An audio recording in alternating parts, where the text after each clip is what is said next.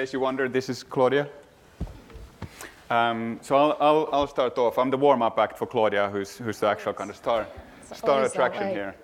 I'm completely flummoxed because we're a design company at Fjord, and we sent over a PDF, but magically, the font has been messed up in the transition.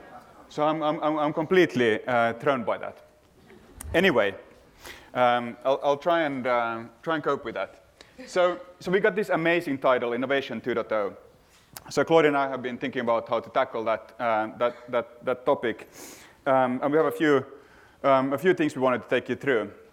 So the first thing we wanted to essentially say is that we're now at that stage in evolution of technology, of society, of business, that anything, pretty much anything we can imagine, can now be made. And just as some quick proof points of that, let's look at some things that we've imagined, popular imaginations from the last 50 years. So let's start with Star Wars. So Star Wars back in 1977 created this amazing world, incredible imaginary world.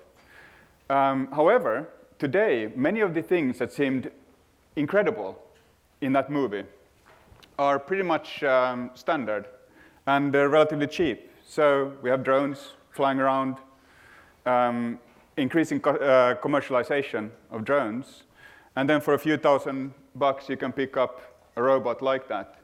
And like the Star Wars robots, these robots are actually playing really nicely with people as well. So they understand where people are and they can communicate and learn from people, etc. Now, when I was a kid, back in Finland, Night Rider, the TV series, this amazing world from America, just seemed wonderful.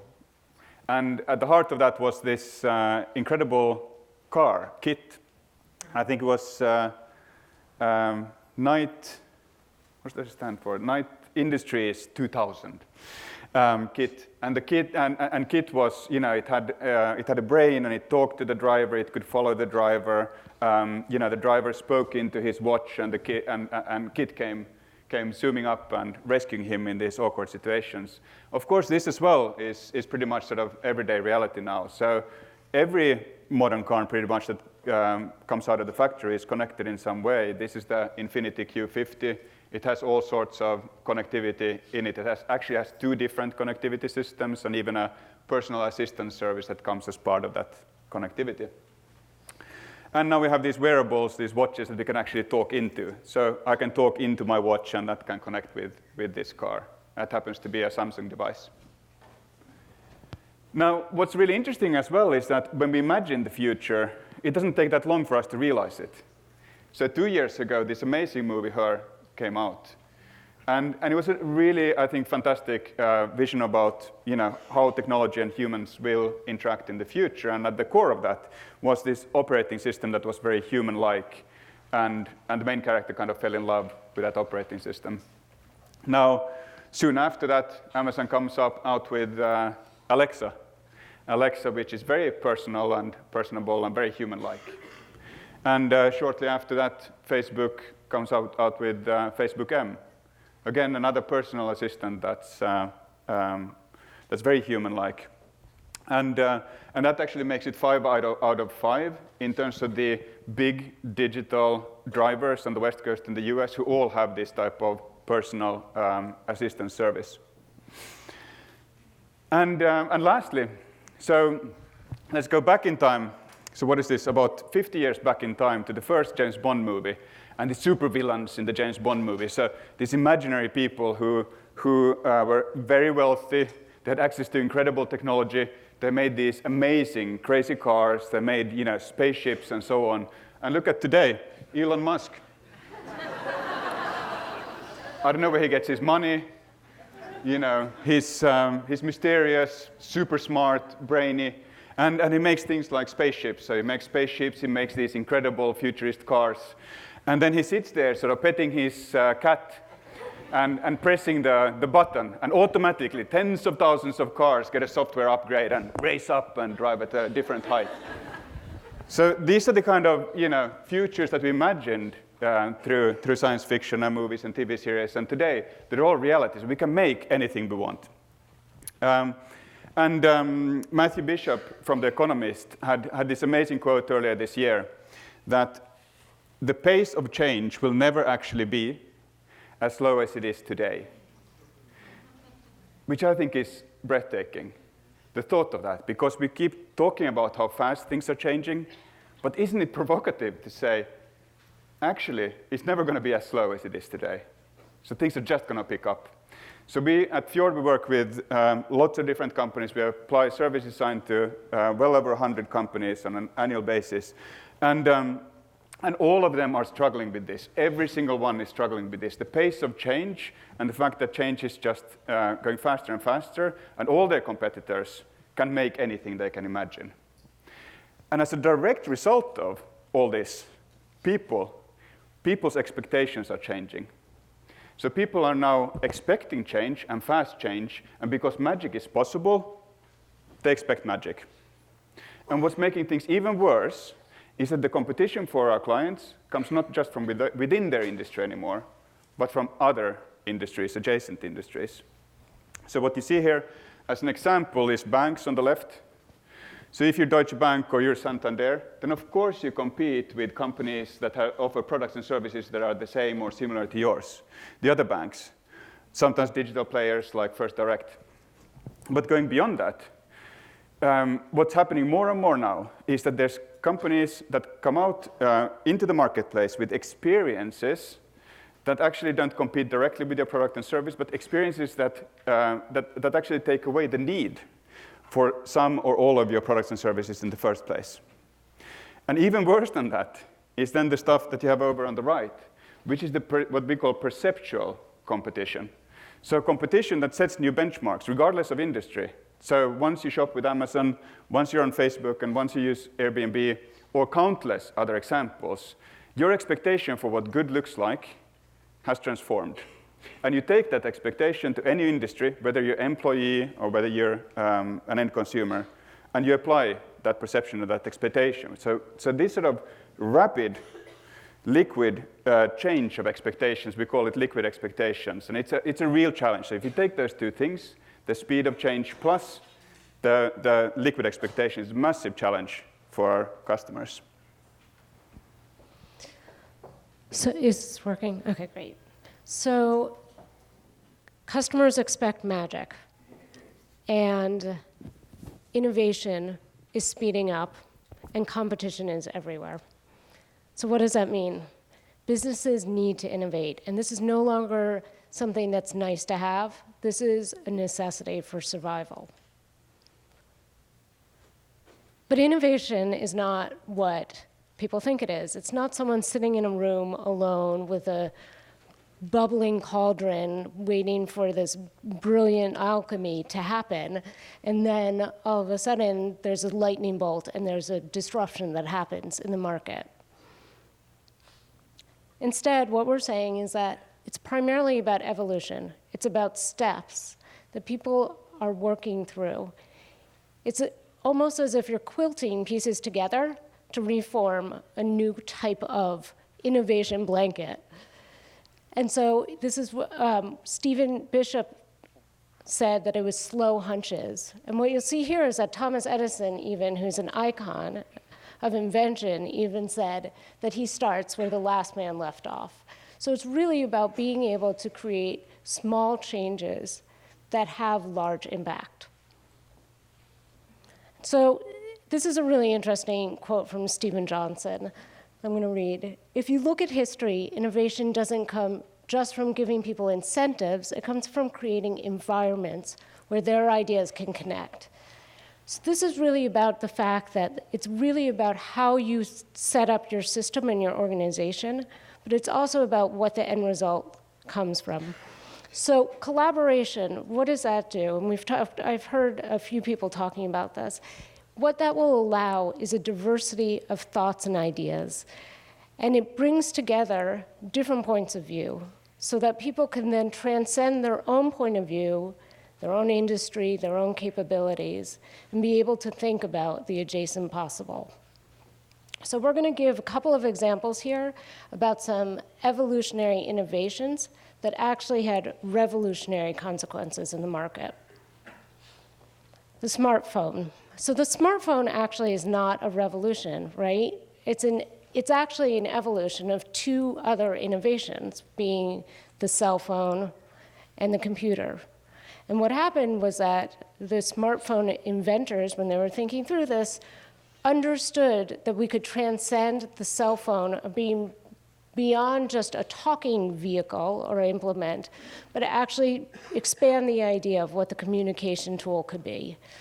I think that, we look at the iPhone as exemplary example of what the smartphone is. I would say that Apple actually has had a history of not creating revolutionary innovations, but what they do is have evolutionary innovations, and they exceed expectations in their intuitive design and in being able to exceed customer expectations.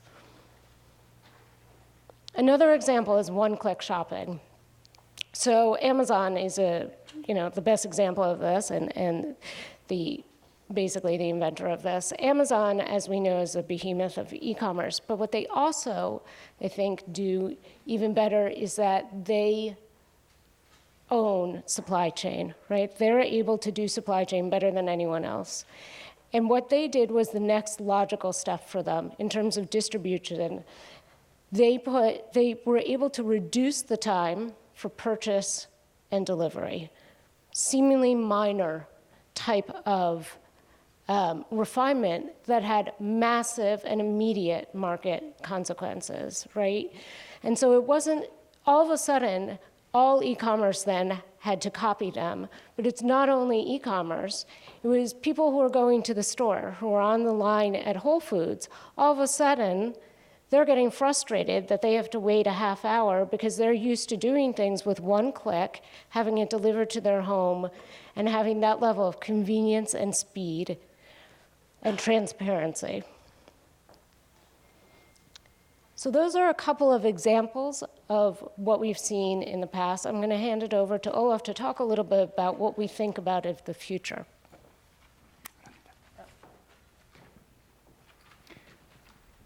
So if innovation is central to both governments and other public institutions and businesses, and if pace of change is really fast, and if it's true what Claudia was saying about collaborative and evolutionary settings being core to innovation, with those examples, then one key question is what's next? What's next for innovation? What is the future that we will innovate into? Now, is it Internet of Things? Is it connected devices? Is it big data? Is it cloud? All of these words which are quite device and technology-centric are out there and used on a very frequent basis. And you can look at the Gartner hype chart for which of them is kind of peaking and which is on the ascendancy or going down. Now, we've been thinking hard about this actually for several years at Fjord. And our view is that it's all of those things, but actually it's all of those things coming together in a service economy, a service constellation that is living and alive rather than static and dead. And we believe that we are actually now entering the era of living services. And this is quite profound for businesses, society, public institutions, but really profound for us as practitioners and believers in service design, because it is the service economy that's at the heart of this next phase of change, in our view. And digital is now so inherent in everything we do, any major transformation in society and business, that you can't think about these things without thinking about digital. So when you think about digital, what have been the major phases of change? And we believe that we're now entering the third. The first one was the web and the internet. The second was all about mobility. And by the way, it's not like we're done with the first or the second. These are still actually disrupting businesses, society, and creating change on a daily basis. And they're additive. They build on each other. And the third one, which is kind of the theme for this decade, is living services. So it wraps together all of those enablers, you could say, ubiquitous connectivity, data, cloud, and so on and so forth, into a package that we call living services. And And why do we call them living? And by the way, on the right-hand side there, what you see is Google Now, which for us is a very, very good example of a service that's living. But why do we call it living? Why do we call these services living? We call them living because for the first time, we now have the capability to actually do deep, deep personalization around the individual. So Claudia and Olof, we get individual service experiences, and we do this not just with 2 people, we do this at scale.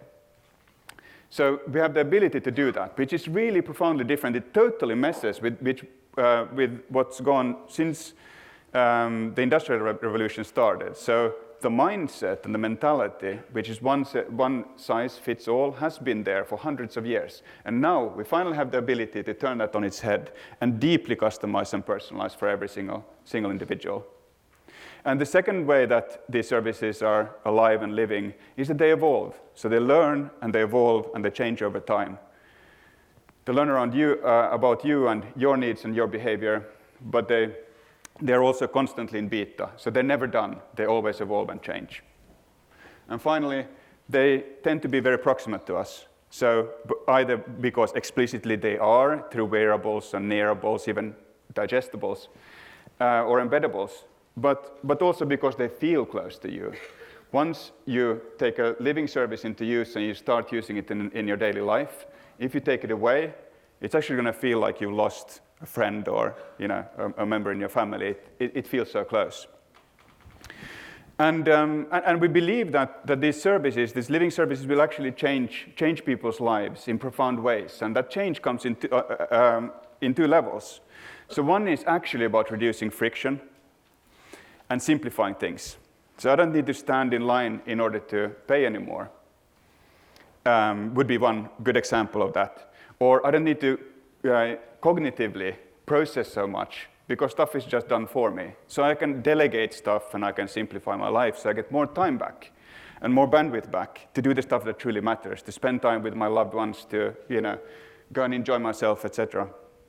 But then the services will also have a different type of effect, which is truly disruptive or truly profound, where you can actually go from these population-based solutions to individual solutions. And we just talked about learning and education, and just there it might be a good example. So it used to be that everyone gets the same. Everyone is tested the same way, everyone is taught the same way, everyone learns roughly at the same time in their life and so on. But now, as we push forward living services, we can have individual pathways of learning, and not just in these little blobs in your life, but actually continuous learning through your life.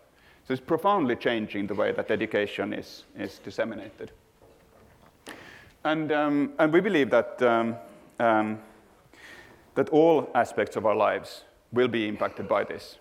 So it's not necessarily the right starting point to look at industries. It's better to look at the environments. Our homes, our bodies, our families, our education, work, transport, shopping, and so on and so forth, all aspects. And to give an example of 2 of them, to make this sort of relatively abstract concept a bit more tangible, we're going to show you a 3-minute video of something we've been playing with over the last few months. And it's sort of fusing the bodies and families part in here. My name is Jonas Höglund. I'm Service Design Director here at Fjord Stockholm. In 2007, at the age of 5, my son Max was diagnosed with type 1 diabetes. Ever since, me and my wife had to have total control over Max to understand everything about Max's daily activities. Being a patient of type 1 diabetes means that you don't have insulin in your body anymore, but instead you have to submit it. But to know how much insulin to submit, you need to know all the variables around you. What he's doing, what he's eating, how he's sleeping, and so on. Diabetes is a global epidemic. Today, there is 387 million people diagnosed with diabetes. That number is expected to rise to 592 million people by the year 2030. That is more than 50% increase in less than 15 years. The yearly global cost related to diabetes is $612 billion. That means that in US, 1 out of every 9th dollar spent on healthcare is spent on diabetes. But it should not have to be like that. Today we're leaving all these digital footprints behind us. We're carrying around the phones with us, we have activity bands. All that data could be put to use to see patterns in the data. And we could do that on an individual level, but we could also do it on a community, on a group level. Fjord Fido will enable to predict from those patterns for the future. The system will provide insulin intake recommendations based on different parameters. The most important thing is to create sort of a system that will digest all that data and provide the most relevant data for the users, for them to be able to make the right decision at the right time. We started to find the right parameters or patterns that we want to use for the service. Once you know what problem you're trying to solve, you have to understand the context that that problem exists in and ask all the contextual questions that you need to answer in order to get an understanding of the context. For example, when Max is taking the bike to school, and this is something that we predict throughout recurring patterns, we will get a better and more accurate prediction of the need for insulin intake, which is the main purpose of Fido. So for example, taking a breakfast scenario, the system could suggest that you would take less insulin than normal due to predicted activities, that you have a planned gym class that day, that you didn't sleep the way you usually sleep, or a prediction of you taking the bike to school. It's going to have a huge impact on people's lives as a living service because it will adapt and change and not only improve one person's life with diabetes, but include improving the life of their families, their friends. Why we started this project is this would have an enormous impact on Max's life. The promise actually to give Max his life back and give him the control. As a company, there is great business potential in bringing this to the market. And not just for diabetes, but as a living service platform for better self-treatment.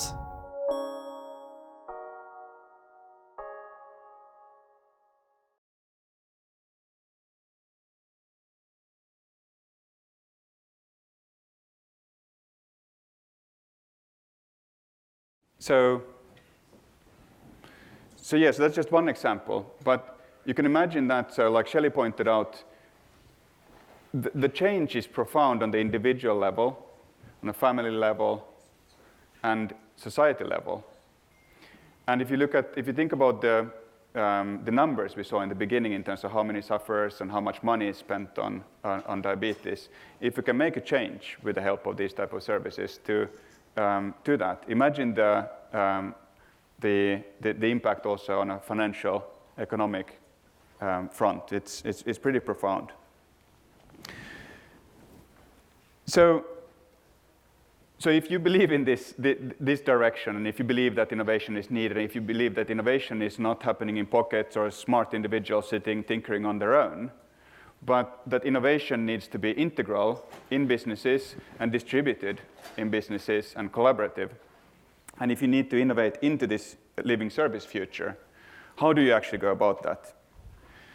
So as you know, essentially to do anything profound, you now need to cover you always need to cover these three perspectives. So the design and the business perspective, that's been talked about quite a bit at this conference, but also the technology perspective is really, really critical. And it's not just about innovating in one corner, it's about the system that connects those three. And you do have to have all those three parts represented in a very meaningful way in order to do something profound. So you can't actually do one without the other. But if the future is living services, if it's about pushing into and innovating into living services, what does that mean what does that actually result to when it comes to those three perspectives and that system? What it actually means is that the type of design that we need to do needs to be living. And we've talked quite a bit about how we do living design, but fusing data into the design process, thinking beyond the touchscreen paradigm that we live in today, connecting physical and digital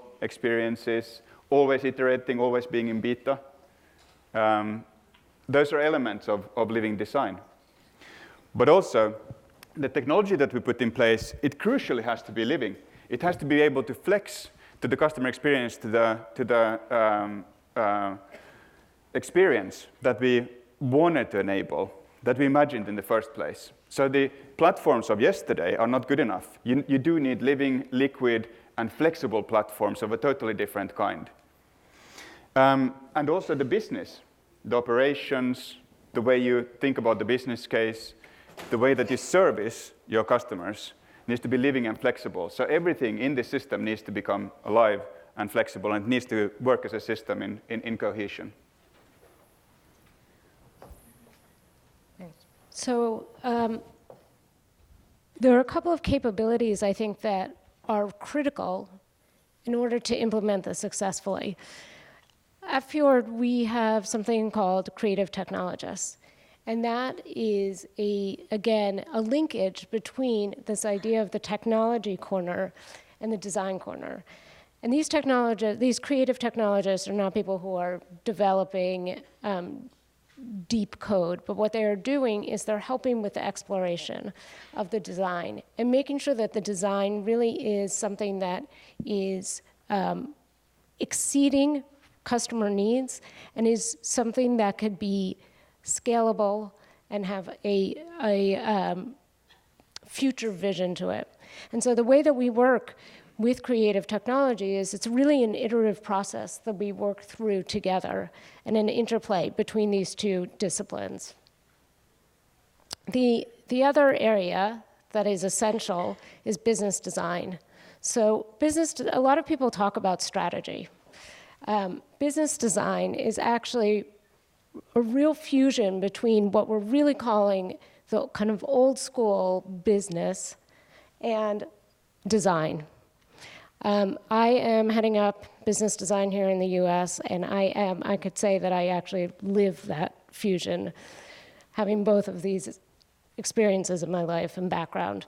But what this really is about is ensuring that the design is not relegated to an implementation phase, but it's really core to the strategy. And so what we need to do is be able, as business designers, to make sure that the design and the outcome is aligned to what the business objectives are. It's contextualized in what the market needs, what the business needs, and that it could provide positive business impact. So how is service design related to this? Service design is a foundational approach to get a successful outcome across these three disciplines. And there are three parts of this that make this the perfect foundation. One is that it is, by nature, people-centric and user-centric. So as we move forward in the future of what design is, the default is going to be to look at the customers and the user needs. And the expectations are that the user will want that type of magic. Service design provides that. It's also holistic. It allows all three of those areas within that triangle to be considered and designed for. And it could be adopted for any organization. So finally, in this era in which magic is now becoming commonplace and innovation is considered table stakes, we need to help businesses continually innovate. And by doing that, we have to do a few things. We have to help them understand that the user is central and that the success metric for them is delight and making sure that their customers are delighted by their experience. The differentiation for them will be in the execution, similar to what we discussed with the iPhone, in which it was an evolutionary innovation. The way we design, as much as what we design, is going to be critical. And good ideas on their own are not enough. So good ideas that don't make it to market are not good enough. So what you do need is really to ensure that if you use the technical capabilities, that the organization and the team has with that sort of design intent. So execution is really, really paramount. The destination is living services. This is the future. And we need to start thinking about not only what that looks like, but how to work and live within that new construct, and how to help businesses start to become more flexible and agile. And the approach in the foundation is for service design, and service design is what's going to help these customers and the businesses together create magic. Thank you.